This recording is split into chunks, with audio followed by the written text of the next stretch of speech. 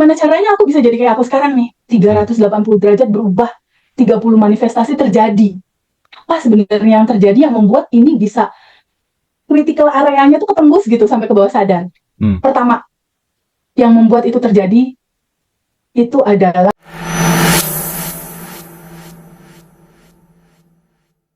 Teman-teman semuanya, Assalamualaikum warahmatullahi wabarakatuh. Waalaikumsalam warahmatullahi wabarakatuh. Waalaikumsalam.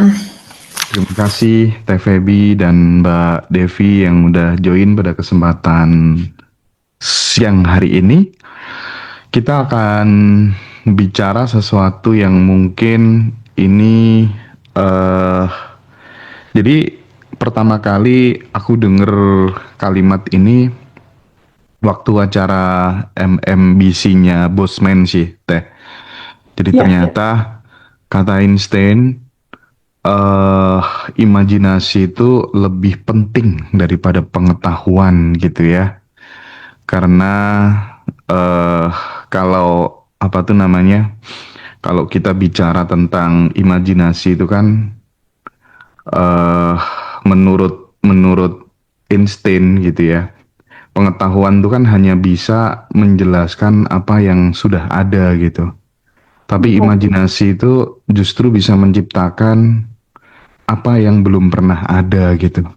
Nah ini kan sesuatu yang menarik sekali dan relate banget dengan apa yang selama ini menjadi concern Abundant Revolution gitu ya.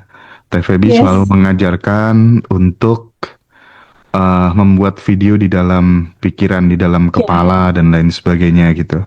Oke Teh, kita berangkatnya dari sini ya, kekuatan sejati dari imajinasi gitu. Karena lagi-lagi sesuai yang disampaikan Einstein tadi, imajinasi itu lebih penting daripada pengetahuan. Silakan Teh Febi, mungkin bisa di breakdown. Ya, betul sekali Mas Hendra. Jadi salah satu yang diungkapkan oleh Einstein itu memang luar biasa Mas Hendra. Kalau kita bicara Abundant Revolution, itu salah satu kekuatan terbesarnya selain bab 1. Bab 1 Abundant Revolution itu adalah siapa dirimu. Tapi kekuatan lain untuk manifestasi itu adalah quantum gem. Ya, atau lompatan kuantum. Nah, cerita quantum gem itu sebetulnya Mas Hendra banyak sekali terinspirasi dari apa yang tadi disebutkan sama Albert Einstein itu tentang kekuatan imajinasi gitu. Jadi quantum gem itu menceritakan tentang bagaimana kita bersyukur terhadap sesuatu yang belum ada di tangan. Artinya sesuatu yang belum ada di tangan itu kan sesuatu yang masih realitanya ada di masa depan. Ketika kita bicara masa depan, itu kita bicara your imagination gitu.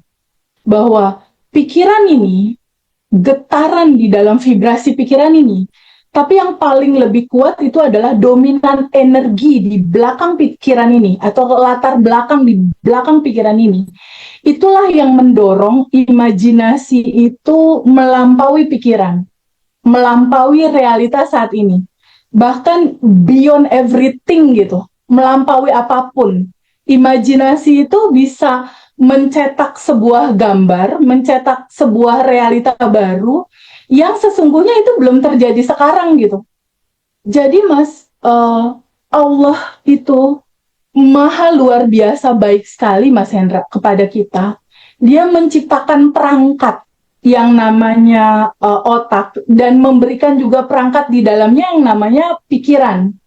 Nah, dua perangkat ini menjadi satu untuk menciptakan segala apapun yang kamu inginkan become your reality now. Jadi caranya itu memang dengan cara your imagination, make your imagination in your mind, atau buat gambar, video di dalam pikiran kamu. Tapi kalau cuma sekedar melemparkan gambar imajinasi aja, itu baru merequest ke semesta, Mas. Kekuatan utamanya itu sebenarnya tidak hanya di imajinasinya itu, Mas. Kalau di imajinasi itu kita bicara baru satu arah ke sana, ya, kita merequest goals gitu istilahnya, imajinasi apa yang kita mau itu terjadi. Tapi kunci selanjutnya yang membuat itu terjadi di dalam realita kita itu adalah rasa, your feel, ya. Itu adalah your vibration, vibrasi rasa hatimu. Nah, yang membuat pantulan imajinasi ini menjadi realita di tangan, itu adalah rasa bersyukur yang dalam. Rasa bersyukur, vibrasi bersyukur, atau di dalam Abundant Revolution itu dibilang bahan bakar roket emas, Mas, kita sebutnya. Jadi ada bahan bakar untuk menciptakan itu semua, yaitu feel, rasa bersyukur yang teramat sangat dalam bahwa kita sudah menerimanya gitu. Lalu kita realitakan itu berjalan menuju ke realita kehidupan kita itu pakai rasa bersyukur, pasti kita akan menerimanya. Itu rumusnya. Jadi nggak sekedar visualisasi, Mas. Harus ada vibrasi rasa yang melatar belakangi itu bahwa I can feel now gitu. Aku bisa merasakan rasa bahagia itu sekarang. Aku bisa merasakan bahwa apa yang aku inginkan dalam imajinasi itu aku rasakan sekarang now. Ketika itu udah selaras, Mas, udah klop nih antara imajinasi sama feel rasa dan gak ada penolakan sama sekali. Itu terjadi, Mas.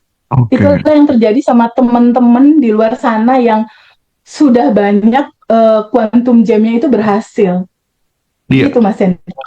Jadi buat teman-teman ya, khususnya yang lagi ikut live TikTok mungkin yang belum tahu Abundant Revolution ya, banyak banget teman-teman yang berhasil manifestasi itu super duper deh pokoknya ya. Nanti bagi teman-teman yang mau join untuk kelas offline ada di tanggal 23 Agustus ya Teh ya. 23 Agustus pagi itu kelas offline, sorenya reuni spesial Abundant Revolution bersama Teh Feby dan Pawayan Mustika. Terus untuk reuni itu teman-teman nanti juga bisa ikut Zoom ya. Jadi kita hybrid online dan offline. Ini untuk umum. Jadi semuanya teman-teman bisa ikut. Terus yang untuk kelas Zoom spesial yang biayanya sangat terjangkau sekali itu di tanggal 15 Agustus. Teman-teman bisa ikut. Kembali ke penjelasan Teh Feby tadi. Artinya bahwa kan gini ya, anak-anak kecil itu memang kalau saya biasanya itu Teh wawancara banyak orang gitu ya, yang hilang dari anak-anak kecil sekarang adalah kemampuan untuk mengajak mereka berimajinasi. Itu justru kemudian malah luntur gitu. Padahal imajinasi sangat-sangat penting gitu. Imajinasi itu kan merupakan tempat jiwa untuk mencicil takdir sebelum realita mengizinkannya untuk hadir kan. Nah, makanya ini sebenarnya yang penting untuk diajarkan kepada anak-anak kita gitu. Kalau Teh Feby sendiri bagaimana ini ngajarin anaknya tentang urgensi dari imajinasi ini? Kalau aku itu udah jadi daily habit setiap malam, Mas Hendra. Jadi anak-anak aku ini kan yang masih kecil-kecil itu ada Rara 10 tahun itu udah mulai aku ajarin quantum jam. Lalu Adam 7 tahun itu udah dari awal aku ajarin sampai sekarang juga. Begitupun Al-Fatih yang kecil baru beres ASI nih 2 tahun setengah 3 tahun lah. Itu aku kalau tiap malam, Mas, menjelang tidur ya, aku masuk kamar anak-anak. Itu ada satu kebiasaan tiap malam yang kita lakukan, anak-anak menjelang tidur aku nyusup di mereka, jadi mereka bertiga, aku di tengah-tengah, lalu kita ucapin atau ngobrolin tentang, yuk kita obrolin tentang kebahagiaan, kalau Adam besar mau jadi apa, gitu. Terus Rara besar mau jadi apa, Al besar mau jadi apa. Kalau Adam udah bisa bilang bahwa aku mau jadi jenderal TNI pilot angkatan udara gitu. Si Al yang kecil itu juga udah bisa bilang aku mau jadi polisi militer gitu. Kalau Rara, oh dia mau live TikTok, mau sosmed kayak gitu. Jadi dari kecil aku udah kasih gambaran ke mereka masa depan mereka seperti apa, terus aku biarkan mereka liar berimajinasi gitu. Dan kalau setiap malam aku selalu untuk ajak ngobrol mereka. Hari ini ada kebahagiaan apa yang mau kita sampaikan sama Allah dan semesta bahwa hari ini tuh indah banget gitu. Kalau Rara Adam itu tuh biasanya cerita gitu, hari ini aku seneng, tadi aku ikut donasi sama ibu misalnya. Adam, tadi aku seneng Bu, tadi aku nraktir teman misalnya. Kalau Al ya bahasa bayi gitu, dan itu setiap malam aku ajak mereka ngobrol, berkomunikasi seperti itu. Dan itu memang harus dari awal Mas, kalau Iya, untuk iya. anak-anak gitu. Biar mereka juga apa ya, dikasih kebiasaan untuk free will mereka, atau mereka menentukan rasa hati mereka mau apa, gambaran imajinasi mereka seperti apa, itu nggak pernah aku batasin. Terus Mm-mm. terutama kalau buat belanja atau apapun itu aku nggak pernah batasin. Aku selalu dari awal bilang, kamu eh, makhluk Allah yang paling disayang sama Allah, kamu udah kaya, kamu berkelimpahan. Aku udah ngomong gitu dari awal sama anak-anak, sama Hmm. Rara, sama Adam udah kayak gitu, udah mulai dikasih tahu gitu bahwa sejatinya dia itu udah yang bahagia dan berkelimpahan. Karena memang itu Mas, sesungguhnya yang harus kita kenali dan harus kita tahu, kita hidup di dunia ini, hak hidup semua orang itu bahagia dan berkelimpahan. Dan kita harus pulang balik ke sana Mas, ke tempat sejati awalnya kita gitu, kegembiraan, kebahagiaan, dan kelimpahan. Dan itu akan kita ceritakan tanggal 23 Agustus 2025 nanti Mas di Yogyakarta. Iya, oke. Jadi nanti teman-teman eh yang butuh untuk ditemanin berproses, dibimbing bersama-sama, itu nanti silahkan hadir di Hotel Ambar Rukmo Yogyakarta. Nah, jadi nanti teman-teman kita akan ketemu sama circle-circle yang eh banyak teman-teman miliarder yang ada di sana, sehingga nanti teman-teman benar-benar bisa apa ya, melayakkan diri gitu. Oke, aku ternyata bisa berkumpul bersama orang-orang yang punya kemauan bersama untuk bertumbuh gitu. Dan menurutku networking itu penting sekali, jaringan itu penting sekali, terjadi transformasi knowledge, experience di sana gitu ya.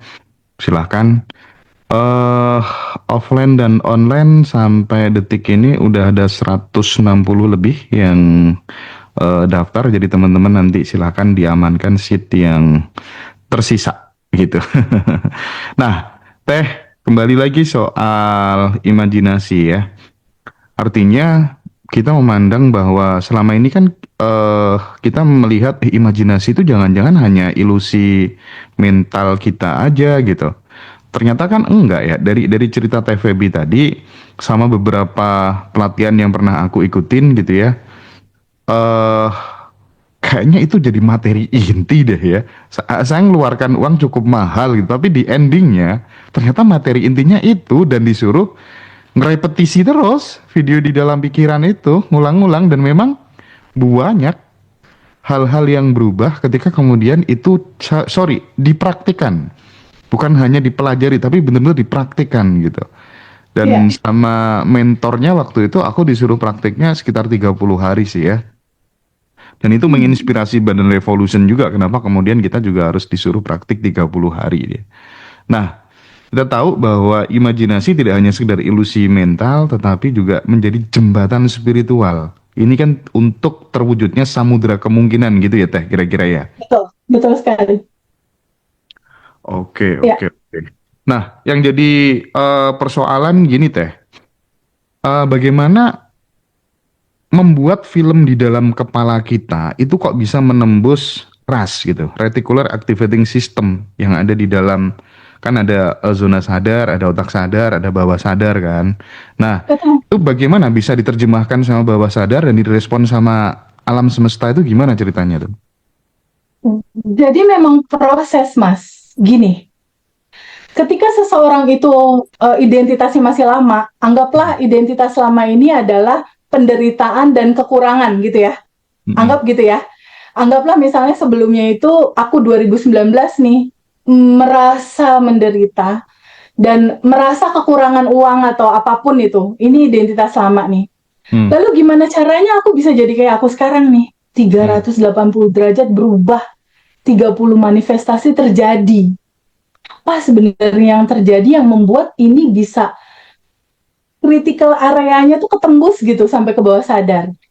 Pertama, yang membuat itu terjadi itu adalah abandon identity.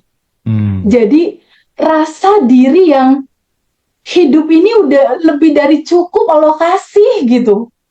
Itu pertama tuh yang aku rasakan tuh, ada rasa identitas yang berkelimpahan gitu. Kita udah harus tahu dulu tuh sejati kita, oh iya ya aku diciptakan sempurna, udah tanpa batas dan berkelimpahan. Itu satu dulu tuh dipegang. Oh iya, bahwa aku tuh adalah miniaturnya Sang Pencipta. Ya, aku ini adalah percikan Dia. Kesadaran akan identitas itu, bahwa Allah Maha Kaya dan berkelimpahan, otomatis percikan ruhnya juga kaya dan berkelimpahan dong.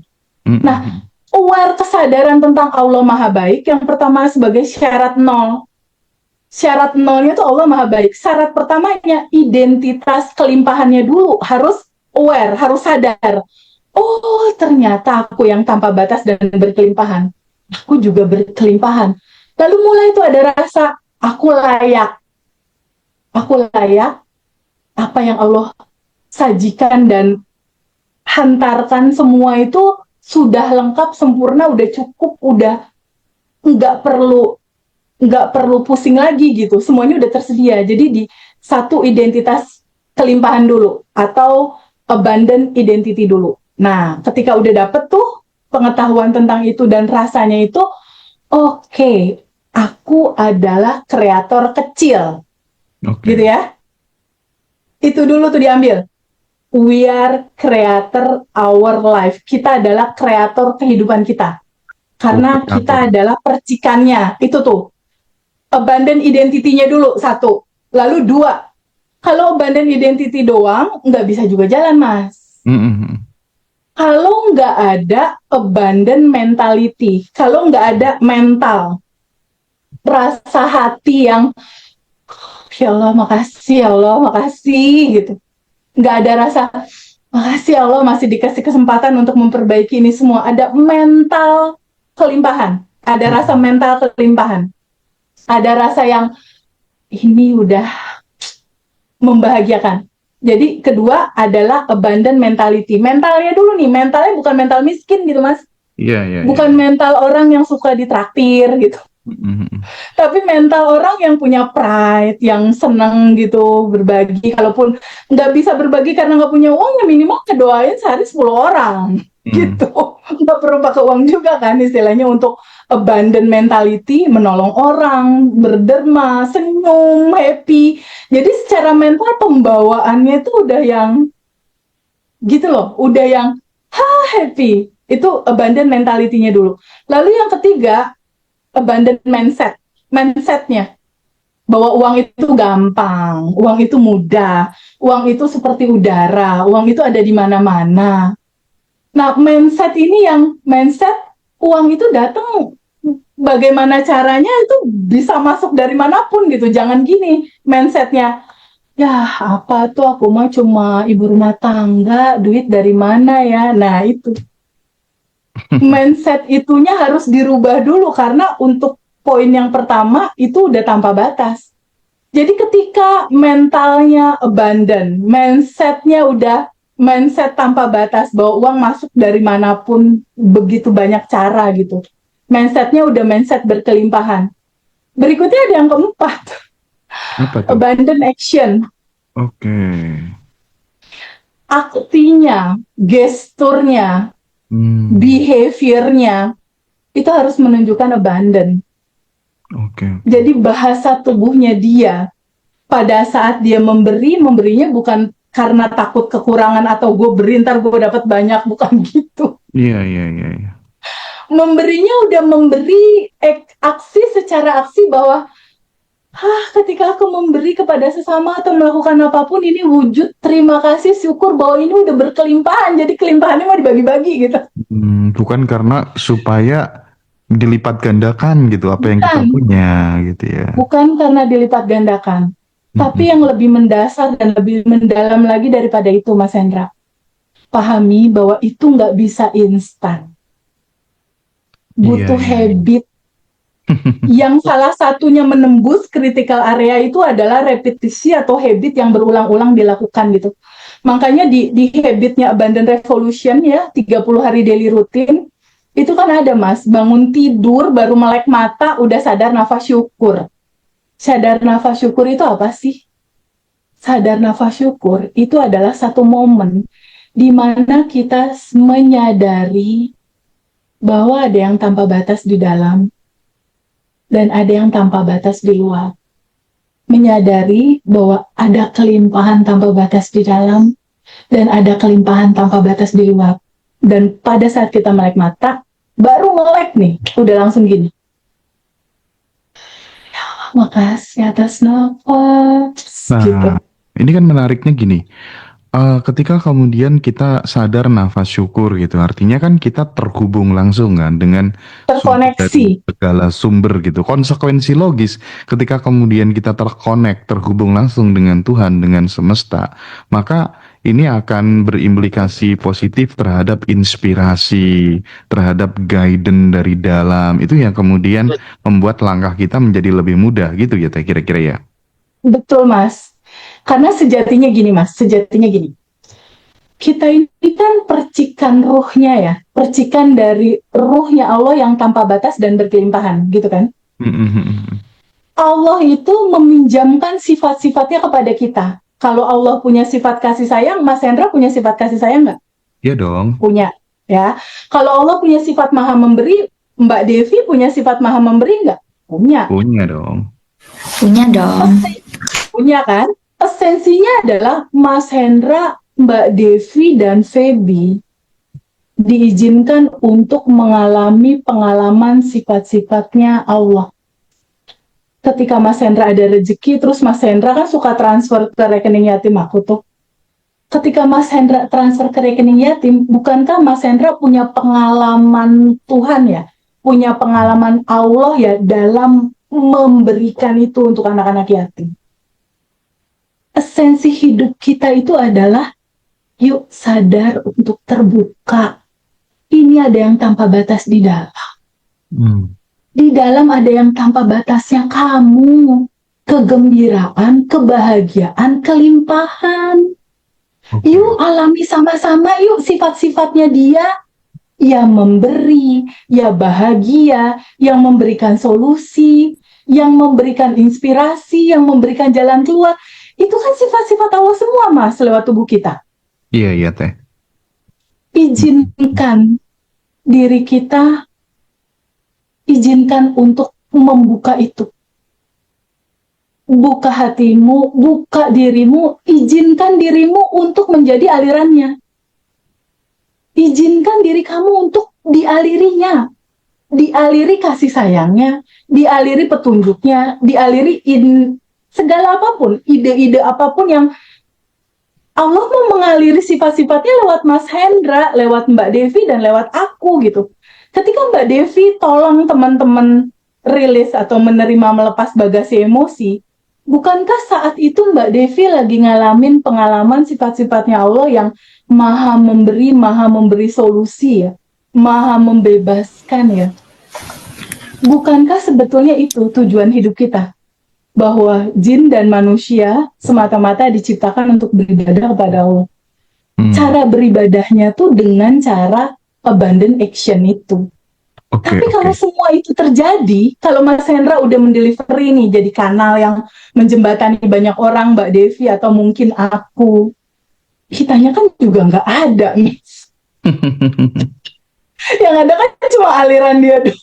Iya. Betul sih. Itulah sebabnya ilmu kosong ya, mengosongkan emosi, mengosongkan keinginan, mengosongkan bagasi emosi yang menutupi kelimpahan, dan mengosongkan ego, gue nih yang hebat, gue yang keren. Nggak ada, kosongin aja. Ilmu kosong itulah yang terjadi di Abundant Revolution kan, Mas Hendra.